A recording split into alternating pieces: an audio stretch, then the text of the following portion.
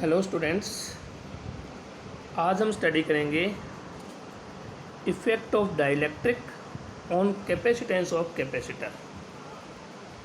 मतलब ये है कि यदि हम कोई कैपेसिटर है, पैरेलल प्लेट कैपेसिटर ले रहे हैं अपन, ठीक है, और उस पैरेलल प्लेट कैपेसिटर के बीच में यदि हम कोई डाइलेक्ट्रिक भर देते हैं तो उस कैपेसिटर के कैपेसिटेंस पर क्या प्रभाव पड़ेगा और उसकी वैल्यू क्या बन जाएगी। ये तो हमने देख लिया था कि अगर प्लेटों के बीच में डाइलेक्ट्रिक भरते हैं तो डाइलेक्ट्रिक भरने से प्लेटों का कैपेसिटेंस बढ़ जाता है। आज हम चेक करेंगे कितना टाइम्स बढ़ जाता है, अलग अलग केस में हम देखेंगे, ठीक है। इसमें हमने सबसे पहले लिया है capacitance of capacitor fully filled with dielectric. ये कैपेसिटर जो है ये डाइलेक्ट्रिक से पूरी तरह भरा हुआ है, ठीक है। तो इसके लिए हम क्या करेंगे, सबसे पहले ये कैपेसिटर लिया, इसको चार्ज दिया, इस प्लेट पे प्लस क्यू, इस प्लेट पे माइनस क्यू। जब प्लेटों, ठीक है, ध्यान देना मेरी बात को, जब प्लेटों के मध्य मैंने कोई भी चीज़ नहीं भरी थी, अगर प्लेटों के बीच में कुछ भी नहीं है तो कौन है, एयर और फ्री स्पेस, उस स्थिति में इस प्लेट का कैपेसिटर होता है C = A epsilon not by D। ये हमने निकाला है पैरेलल प्लेट के कैपेसिटर का, पैरेलल प्लेट कैपेसिटर के कैपेसिटेंस का फॉर्मूला। समांतर प्लेट संधारित्र की धारिता जो हमने ज्ञात की थी वो ये है, ये एक समांतर प्लेट है, दोनों प्लेटें हैं, एक पे प्लस क्यू चार्ज है, एक पे माइनस क्यू चार्ज है, दोनों आपस में क्या है, समांतर है, पैरेलल है, तो ये कहलाएगा पैरेलल प्लेट कैपेसिटर। और पैरेलल प्लेट कैपेसिटर के बीच में जब हवा या निर्वात होती है उस स्थिति में उसकी धारिता या उसका कैपेसिटेंस होता है C = A epsilon not upon D। ये हमारा पीछे जो हमने कैलकुलेशन की है वो निकाला हुआ है, वही की वही कैलकुलेशन मेरी इसके अंदर भी दिखाई हुई है करके। ये देखिए यहाँ रही, ये रही, वो की वही कैलकुलेशन यहाँ भी करके दिखाई हुई है। देखिए ये रहा, E0 प्लेटों के बीच में इलेक्ट्रिक फील्ड आ जाएगा, E0 = sigma upon epsilon not. Sigma होता है Q अपॉन A, तो E0 आ गया Q upon A epsilon not, और V0 होता है E0 × D। इस इनिशियल कंडीशन में हमने कैपेसिटेंस माना है V0, E0, C0, ठीक है। तो कैपेसिटेंस आ गया C0 = A epsilon not upon D। ये अपना कैपेसिटेंस आ गया A epsilon not upon D, ठीक। अब ये कह रहा है कि व्हेन द स्पेस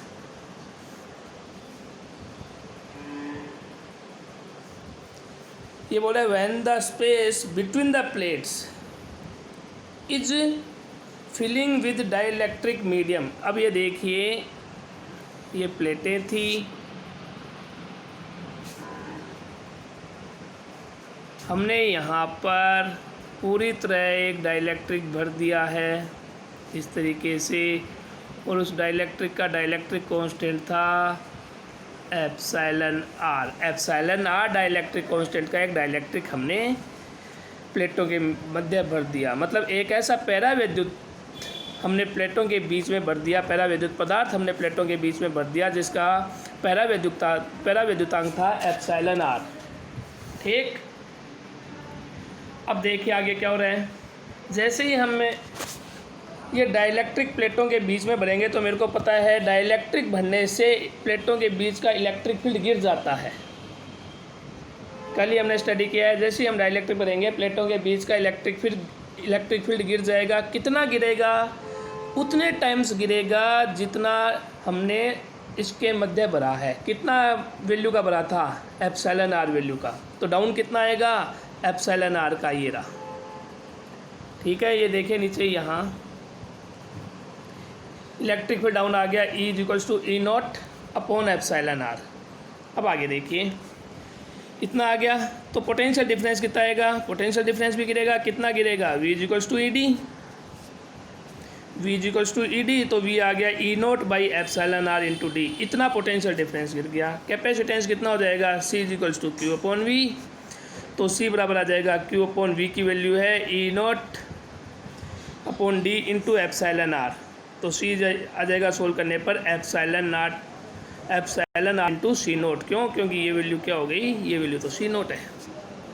ठीक, तो कैपेसिटेंस जो है वो epsilon are Guna epsilon are times बढ़ जाएगा, जबकि electric field epsilon are time गिर जाएगा, पोटेंशियल भी एप्साइलन आर टाइम गिर जाएगा। ठीक, अगला है capacitance partially filled with dielectric. अभी हमने पूरा डाइलेक्ट्रिक भरा था, अब हम प्लेट के कुछ हिस्से में डाइलेक्ट्रिक भरते हैं और कुछ हिस्सा खाली छोड़ देते हैं। ठीक है, प्लेट के कुछ हिस्से में अब हम डाइलेक्ट्रिक भरेंगे और कुछ हिस्सा प्लेट का खाली छोड़ेंगे। ये देखिए, ये दोनों प्लेटें थी, यहाँ प्लस क्यू चार्ज था, यहाँ माइनस क्यू चार्ज था। इस बार जो डाइलेक्ट्रिक भरा है वो मैंने केवल इतनी जगह डाइलेक्ट्रिक भरा है।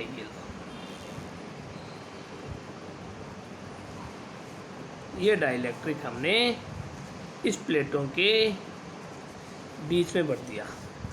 इस डाइलेक्ट्रिक की थिकनेस मानी मैंने T, जबकि प्लेटों के बीच की थिकनेस है D। प्लेटों के बीच की थिकनेस D, डाइलेक्ट्रिक की थिकनेस T। ठीक है, तो अब इसके अंदर देखो, डाइलेक्ट्रिक भरने के बाद भी कुछ स्थान हवा का शेष रह जाता है। एयर कितने स्थान में है? टोटल जो स्थान था उसमें, कुल जो स्थान था उसमें आपके जो एयर थी वो कितनी थी? डी स्पेस में एयर भरी हुई थी, उसमें से टी स्पेस में मैंने डाइलेक्ट्रिक भर दिया, तो एयर का स्पेस रह गया डी माइनस टी। ठीक, एयर का स्पेस आ गया डी माइनस टी, ये रहा। अब आगे देखिए,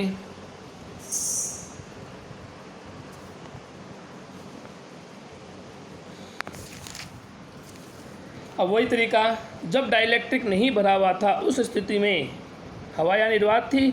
हवा या निर्वात के लिए कैपेसिटेंस कितना? A epsilon not by D. ये तरीका वही है जो पीछे हमने अप्लाई किया है।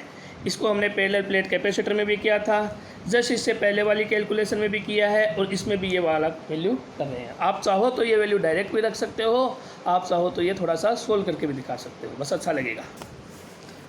सोल्व करोगे, सोल्व पूरा करके दिखा दोगे तो डाइलेक्ट्रिक भरने के बाद इलेक्ट्रिक फील्ड कितना हो जाएगा? E naught by epsilon r, sorry, electric field हो जाएगा E naught by epsilon are.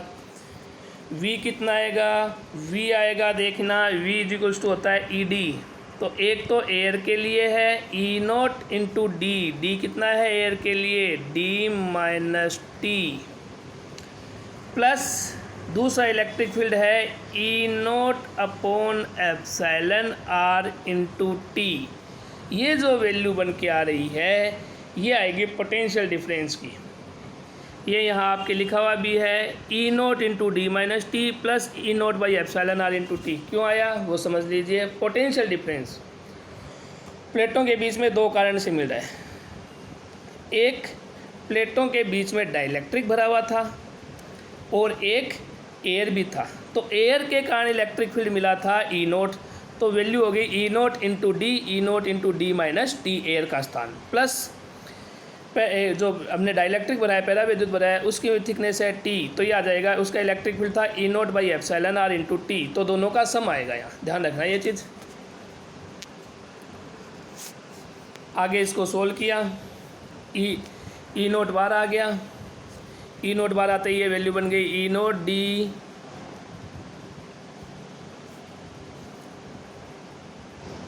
ये देखिए E naught d minus t plus 1 upon epsilon r into t. Clear. Capacitance आ जाएगा, वैल्यू रख दीजिए क्यू अपॉन वी की वैल्यू रख के इसको थोड़ा सा सोल्व करना है, सोल्व करते ही हमें ये वैल्यू मिल जाएगी।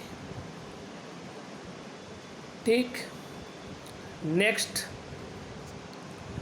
जो आ रहा है वो है कैपेसिटेंस पार्शियली फील्ड, मतलब अलग अलग डाइलेक्ट्रिक से, पार्शियली नहीं है, capacitance field with different dielectric, अलग अलग डाइलेक्ट्रिक पदार्थों से भरी समांतर संधारित्र प्लेट।